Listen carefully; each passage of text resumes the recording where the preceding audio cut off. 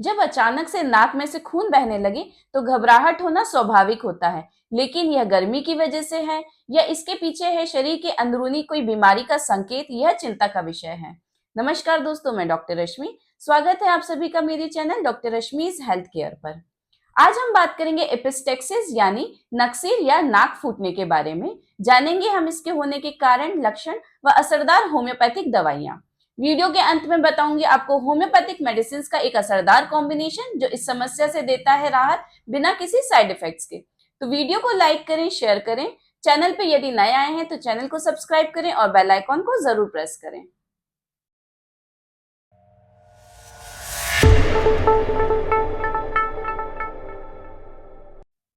तो चलिए सबसे पहले समझते हैं एपिस्टेक्सिस यानी कि नक्सीर, नाक फूटना होता क्या है। एपिस्टेक्सिस मतलब कि नाक में से खून का बहना। यह एक आम समस्या है, खासतौर पर गर्मी के मौसम में या किसी भी सूखे मौसम में। हमारी नाक में अंदर बहुत सारी छोटी छोटी पतली ब्लड वेसल्स होती हैं। अगर किसी भी कारण से यह ब्लड वेसल्स फट जाती हैं तो इनमें से खून बहने लगता है। यह दो तरह की होते हैं, जैसे कि एंटीरियर एपिस्टेक्सिस और पोस्टीरियर एपिस्टेक्सिस। एंटीरियर एपिस्टेक्सिस में जब खून का बहाव नाक के सामने मतलब नथुनों की तरफ, जो आगे नेजल ओपनिंग दिखती है वहां से हो, मतलब कि बाहर की तरफ खून बह रहा है, तो इसे हम एंटीरियर एपिस्टेक्सिस कहते हैं। यह कॉमन समस्या होती है और कम खतरनाक होती है। वहीं हम बात करेंगे पोस्टीरियर एपिस्टेक्सिस की, तो इसमें जो खून बहता है वह अंदरूनी साइड में बहता है। यह बहुत ज्यादा खतरनाक होता है। इस समय इसको जल्दी समझना, पकड़ना, जांच कराना बहुत ज्यादा आवश्यक होता है, वरना ये बहुत ज्यादा सीरियस केसेस भी बना सकता है। इस नाक में से खून बहने के कई कारण हो सकते हैं, जिसमें सबसे कॉमन होता है गर्मी या लू लगना। गर्मी के मौसम में गर्म हवा से लू लग जाने से यह समस्या बहुत जल्दी होने लगती है, देखने में बहुत कॉमन मिलने लगती है। इसके अलावा है बहुत ज्यादा नाक को खुजला लेना। किसी, मान लो आपने किसी ऑब्जेक्ट से डाल डाल के खुजला लिया है, इसकी वजह से भी ब्लीडिंग स्टार्ट हो जाती है। कभी कभी अंदरूनी कोई चोट लग जाने से, बहुत ज्यादा तेज ब्लो करने से, नाक अगर अपन ब्लो करते हैं उसकी वजह से भी ब्लीडिंग स्टार्ट हो जाती है। सर्दी, जुकाम, साइनस की समस्या, उसमें भी यह देखने को कॉमनली मिलता रहता है। इसके अलावा अगर बहुत ज्यादा स्किन अंदर की ड्राई हो गई है, जो नेजल म्यूकोसा है वह ड्राई हो गया है, वो पपड़ी जैसा जमने लगा है, और फिर बाद में अगर उसको उंगली डाल के आपने निकाल लिया है, जिससे कि ब्लड वेसल्स फट जाती हैं और ब्लीडिंग स्टार्ट हो जाती है। इसके अलावा अगर आपको किसी सब्सटेंस से एलर्जी है, खूब खुशबू वाली चीज अगर आपने इनहेल कर ली है, जिसकी वजह से ब्लड वेसल्स में सूजन आ जाती है, फट जाती है और नाक का बहना शुरू हो जाता है। छोटों बच्चों में जो कि बहुत खेलते रहते हैं, अगर उन्होंने कोई पॉइंटेड शार्प ऑब्जेक्ट नाक में घुसा लिया है जिससे वो खुजलाने लग गए हैं, तो इससे भी ये नेजल ब्लीडिंग देखना शुरू हो जाती है। लेकिन ध्यान रहे, अगर यह ब्लीडिंग बार बार हो रही है तो यह किसी अंदरूनी बीमारी का संकेत हो सकता है। तो इस सिम्टम को फिर इग्नोर ना करें, डॉक्टर से सलाह अवश्य लें। इसके कुछ मेन सिम्टम्स होते हैं, जिसमें सबसे कॉमन होता है नाक में से ब्लड का आना। अब ये जो ब्लड फ्लो है ये बहुत ज्यादा तेज भी हो सकता है और धीरे धीरे भी हो सकता है। साथ ही चक्कर आना, घबराहट होना, थकान व कमजोरी महसूस होना, सर दर्द होना और कभी कभी धड़कन बहुत ज्यादा तेज हो जाती है। किसी किसी केस में सांस लेने में तकलीफ होने लगती है, स्पेशली अगर पोस्टीरियर एपिस्टेक्सिस का केस है, जहां ब्लड अंदरूनी ब्लीडिंग हो रही है, अंदर की तरफ बह रहा है। अगर यह जो सारे लक्षण हैं, आपको ब्लीडिंग जो है 15 मिनट से ज्यादा देर तक को देखने को मिल रही है या फिर बार बार हो रही है, तो इनको नजरअंदाज ना करें, डॉक्टर से जरूर मिलें, डॉक्टर से कंसल्ट करें। जब आप डॉक्टर के पास जाएंगे और ये लक्षण उनको बताएंगे या वह ये लक्षण देखेंगे, तो वो आपको कुछ टेस्ट प्रिस्क्राइब करेंगे।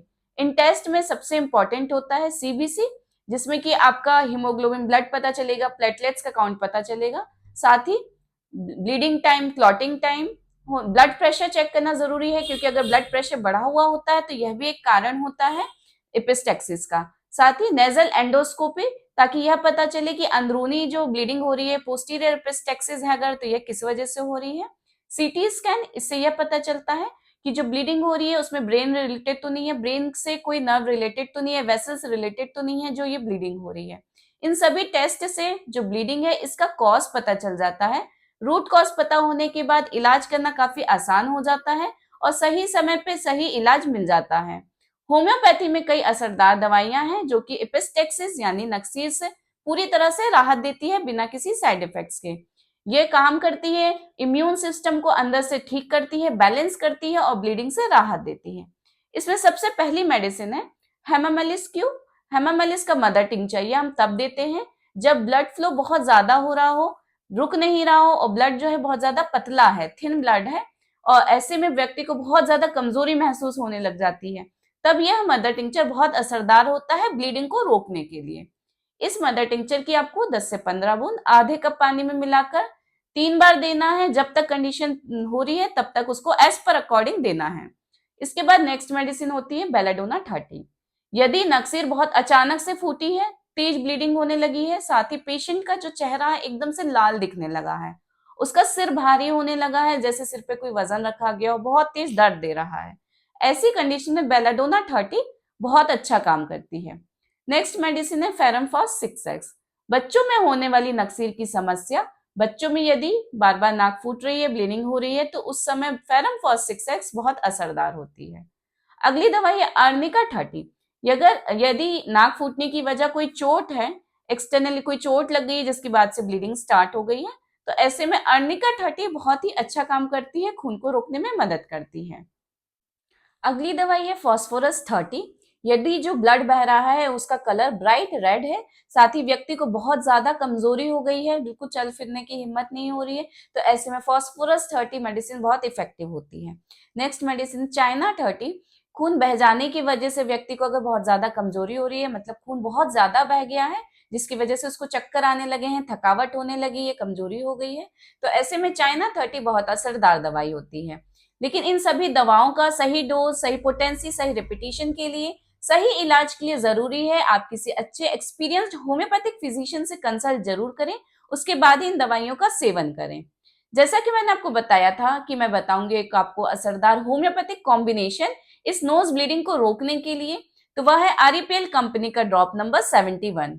नोज ब्लीड ड्रॉप नाम से यह मिलता है। इस ड्रॉप की आपको 15 बूंद आधे कप पानी में मिलाकर दिन में 3 बार लेना है।